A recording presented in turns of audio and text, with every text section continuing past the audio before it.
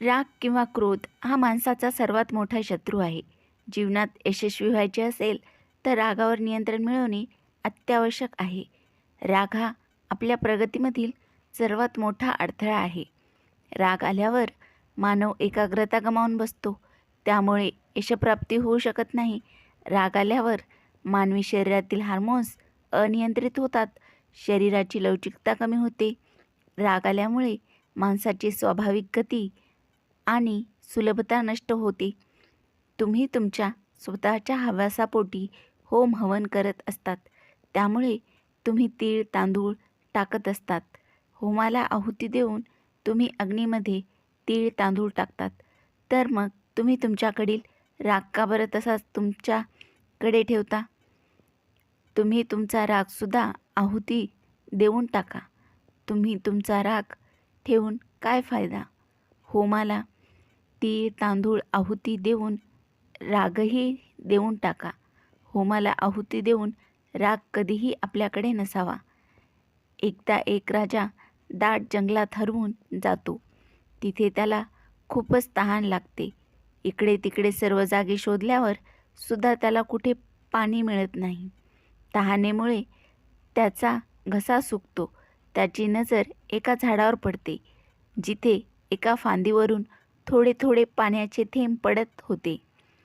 तो राजा त्या झाडाजवळ जाऊन खाली पडलेल्या पानाचे द्रोण बनवून त्या थेंबांनी द्रोण भरू लागला.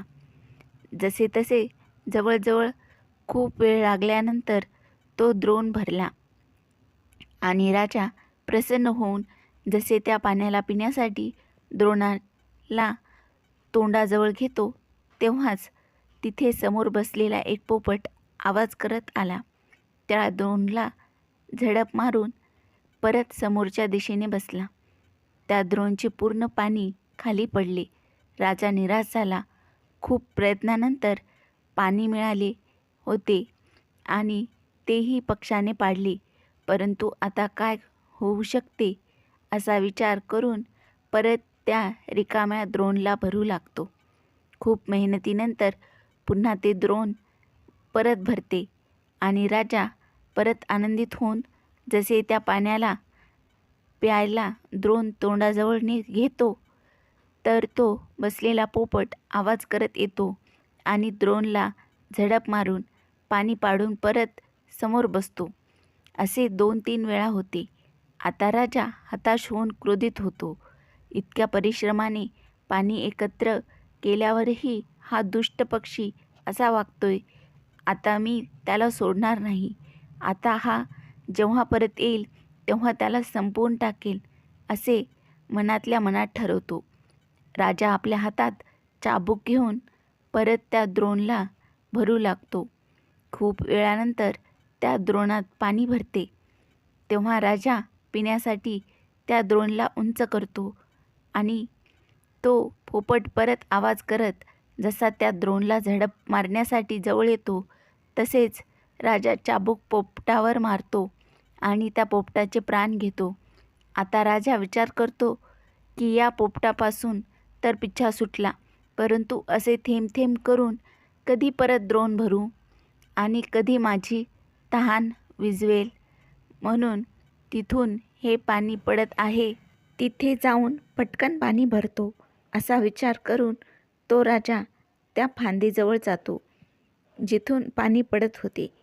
तिथे जाऊन जेव्हा राजा बघतो तेव्हा त्याच्या पायाखालची जमीन सरकते, कारण त्या फांदीवर एक भला मोठा अजगर झोपलेला होता आणि त्या अजगराच्या तोंडातून लाळ पडत होती.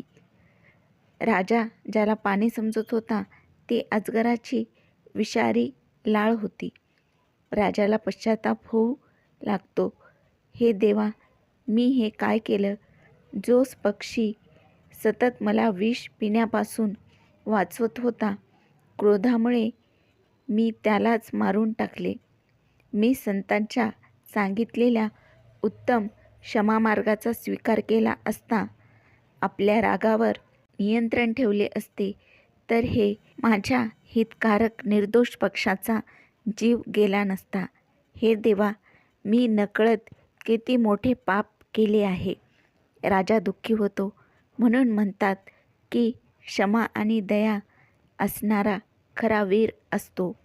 रागात व्यक्ती दुसऱ्यासोबत आपले स्वतःचे खूप नुकसान करून घेतो. राग ते विष आहे ज्याची निर्मिती अज्ञानतेमुळे होते आणि अंत पश्चातापाने होतो. म्हणून नेहमी रागावर नियंत्रण ठेवले पाहिजे. अतिराग आणि भीक माग ही मराठीतील म्हणच बरेचसे काही बोलून जाते. रागावर नियंत्रण ठेवणेच चांगले